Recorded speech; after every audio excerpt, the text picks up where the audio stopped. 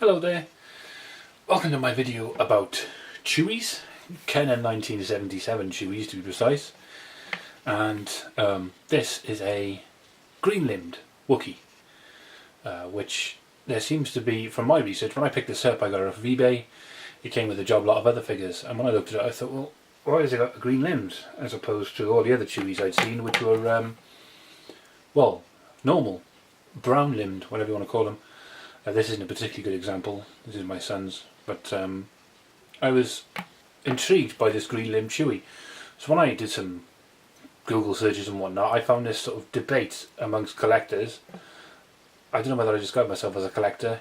Yeah, probably. I really like these. I've recently discovered them as interesting little figures. There's a good few to collect, and there's a few variants. And one of the questions was whether these green-limbed Chewies are variants or whether they're simple degradation in colour or pigment changing and whatever else within the plastic. Not being an expert and being collecting for a whole month, I thought to myself, I need to do a bit of research into this myself. So I did, and what I've discovered is that there's no conclusive answer. But of some observations of my own, which I'd like to try and shed some light with and share with you now, is that these are different to the standard Wookiees that people were buying in 77. Another thing that's also clear to me is if I take a third Wookiee and add this to the equation, which we'll see in a minute, there's not actually a lot of similarities. Even though they look the same, there's actually some crucial differences. We'll just put that one to the side a sec. One of the first things I want to notice, if we take the green limb here and we take a normal Wookiee here, I say normal, when I refer to normal I mean like non-green limb, the feet on the non-green limb Wookiee are larger than the green limb. In fact, the green limb Wookiee is the smallest generally. If I put the two side by side, it's quite clear that the non-green limb is slightly larger in bulk, in mass, as opposed to height than the green limb, which I thought was interesting. They generally seem, the green limbs, seem smaller. Also, their weight is different. So if we drop this on a second, wait for that to charge up. There we go. Now if I bring this into focus for you, so you can actually see the weight better. So we can see now that that's zeroed. Yep. So if we weigh the non-green limb, we're getting 2180. 2180 there. And if we weigh the green limb, getting 1930. If we, for example, weigh the third non-green limb, we get 1970. So there's no real consistency in the weights across the board. I haven't had the opportunity to weigh other Wookiees. I've got one more. I haven't weighed it. It's a particularly nice example. This isn't such a nice example. It's a bit, the limbs aren't as stiff as I would have liked, although this left arm is not so bad. The right arm and the legs clearly has been used as a toy for some time, although, saying that, the paint on this satchel band here is okay. It's not bad compared to this one and to this one, which has obviously got some paint but degraded. What I found most curious was this, the UV light. When I put UV light on these, I read this in a forum, that when you put UV light on these figures, you can tell whether they've been touched up or whether they've been sort of repainted. So these white patches here on the Chewies and on other figures as well, it works the same with any figure you've got. If you put any of these figures under UV light, you end up being able to see fakes, forgeries, or touch-ups of black paint or white paint or whatever other colour, which is a nice little trick to know about. When I subjected this to UV light, interesting things start to happen, especially when you compare a non-green limb Wookiee, and we'll come back to that in a second. So if you bear with me, I will subject it to blue light, and I will hopefully show you on camera. So here we are again. Here is the blue light, and I'm going to put the blue light over the Wookiee. Now then, the green limb Wookiee is this one on your left, and the non-green limb Wookiee is the one on the right. if I run the blue light over there, what we'll notice is that the non-green limb Wookiee, the limbs now appear green, and the whole body of the green limb Wookiee now appears green, whereas the body on the non-green limb Wookiee is now appearing sort of, what do you call it, cedar red perhaps? Some sort of red colour, brighter than the original brown that they were made with.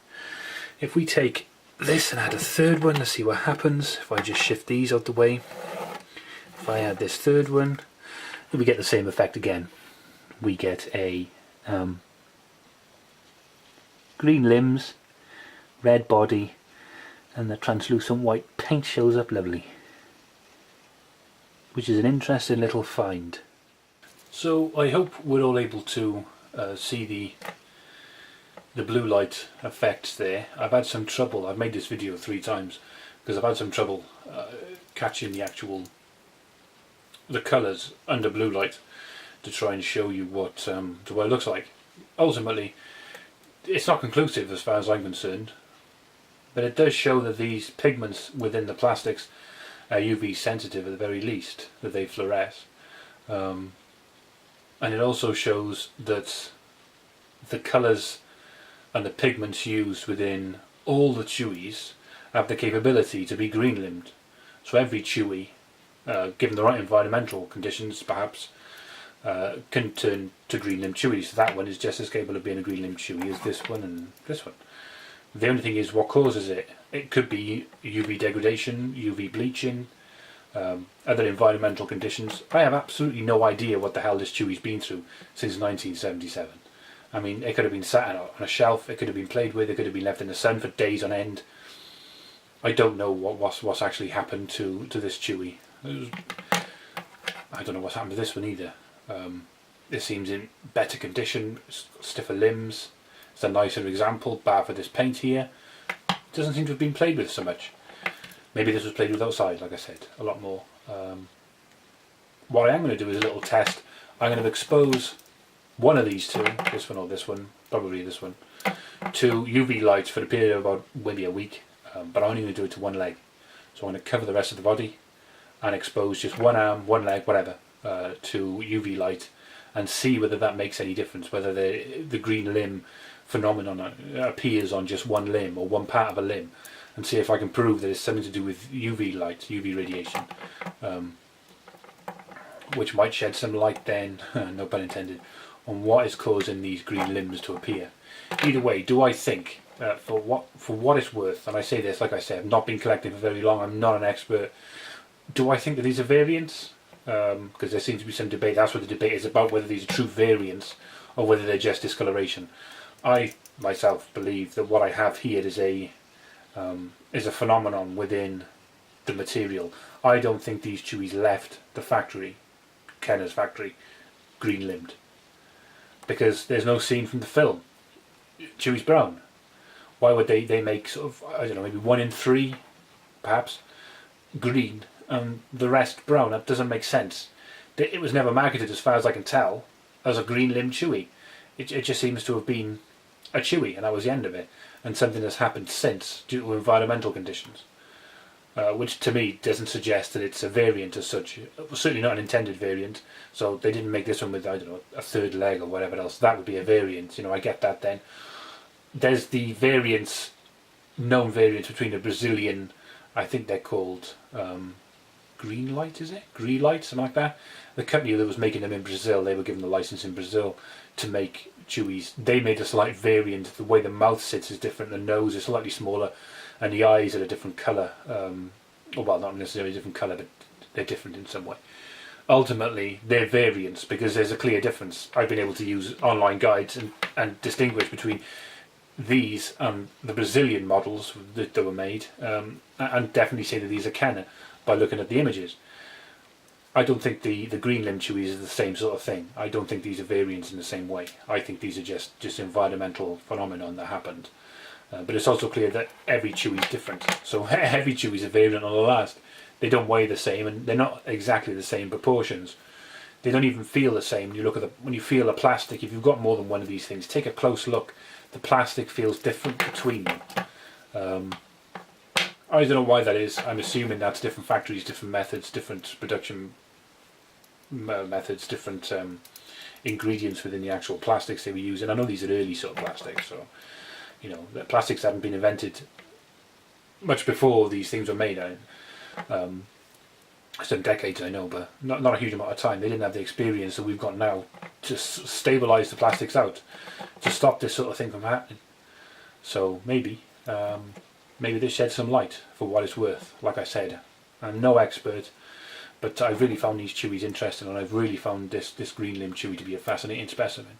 I'm going to add it to my collection. I don't really care. To me, I'm going to just add it as a green limb chewie, and that's the end of it. I'm going to send it off to be graded. It's worth a tenner to have it graded, or whatever it is, 10 or 15 quid to have it graded and whacked into a little thing. I'll get a weapon, before I get an original weapon. I'll put it into a little box, and then that'll be that. It's a green limb chewie. But I'd like to know what causes it ultimately, definitively. But like I said, I'm going to try that experiment with the UV light on one of these two, probably that one, and see if I can simulate this effect using the high-powered UV lights which I've got in the house, but they're not portable. So anyway, thank you very much for watching. For what it's been worth, and any comments, please leave them in the comment section below. Thank you very much.